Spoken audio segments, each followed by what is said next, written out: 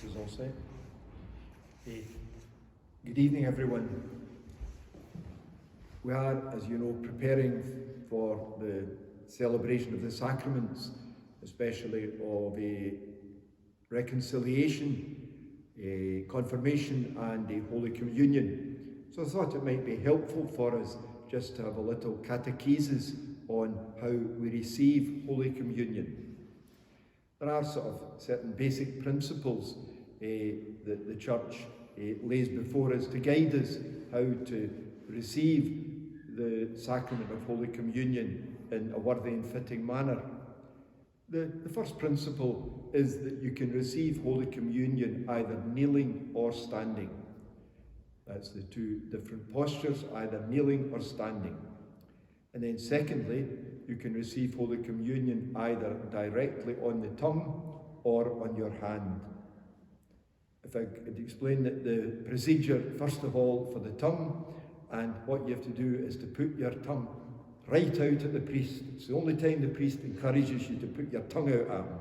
But you put the tongue right out so that the priest can easily put the host on your tongue. Now, having said that, at the moment, because of the COVID crisis, we are asked to refrain from receiving on the tongue. But I'm saying it and explaining it because once the crisis is over, then we will be able once again to receive Holy Communion on the tongue, which is a very worthy and fitting way to do it. The second way of receiving Holy Communion is on the hand. So if you're receiving on the hand, first of all you extend your left hand, and then you place your right hand underneath your left hand. You then elevate both your left hand and your right hand to about chest height so that the priest can easily put the host onto your hand. So he will place the host on your left hand, and you then take the fingers of your right hand and then consume the host in the presence of the priest. So just take your time to consume the host reverently in the presence of the priest, and then move to the side and go away, back to your seat by the side aisle, and then you have the opportunity to spend a little time in thanksgiving to Jesus for coming to you in Holy Communion, and praying and asking him to help it to be a fruitful Holy Communion. Now, sometimes people have difficulties with their hands, so that's the basic principle of it. But if for some reason you can't do it in that manner, then just adapt your hands into whatever way you can comfortably do so. The priest will understand that that's what you're able to do. So remember then, left hand first, right hand underneath it, and then consume the host with the fingers of your right hand in the presence of the priest. Now, before we receive Holy Communion, in the hand we should give a sign of reverence or respect. And there are three different ways of doing that. One is to genuflect with your right knee, so your right knee touches the floor in an act of adoration of Jesus in the Blessed Sacrament.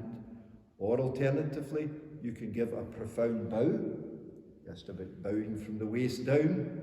Or lastly, you can make the sign of the cross. So those are the three ways of showing respect. If you are receiving Holy Communion kneeling, then you don't need any further sign of respect, as kneeling is in itself is the act of adoration and of respect for the Blessed Sacrament. So those are the basic principles then of how to properly receive Holy Communion.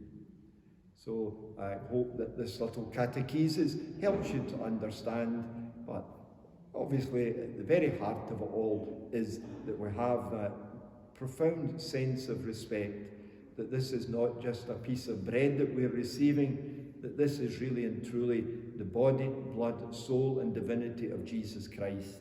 It's God himself who's coming to rest in our hands. It's God himself who's coming to live in our soul and in our body.